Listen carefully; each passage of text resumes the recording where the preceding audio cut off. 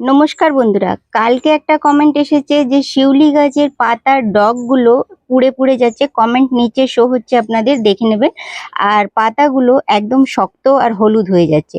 তার কি উপায়? ডগটা শুধু পুড়ে যাচ্ছে, যেমন এইটা আছে আমার, এই যে এরকম যদি হচ্ছে, তার মানে অনেক বেশি বৃষ্টি, যেটা যেটা এখন পশ্চিমবাংলার মানে ওয়েদারটা হচ্ছে, দিনে অনেক বেশি রোদ, আর যখন বৃষ্টি হচ্ছে তখন অনেক বেশি হয়তো বৃষ্টি।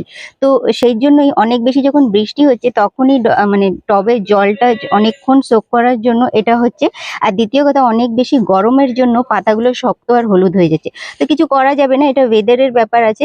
আর আপনি জাস্ট এটা দেখুন যে টবের মাটিতে যেন জলটা দাঁড়িয়ে না থাকে, আর দেখবেন আস্তে আস্তে আপনার গাছ খুব ভালো হয়ে যাবে। আমার এই গাছটাই দেখুন খুব সুন্দর, আর এতে ফুলও ফুটেছে অনেক, কিন্তু সব শিউলি গাছে দেখুন এই যে নিচে পড়ে যায় শিউলি গাছের ফুলগুলো। এই যে সব শিউলি গাছের ফুলগুলো এর নিচে ঝরে পড়ে যায়। তো ধন্যবাদ।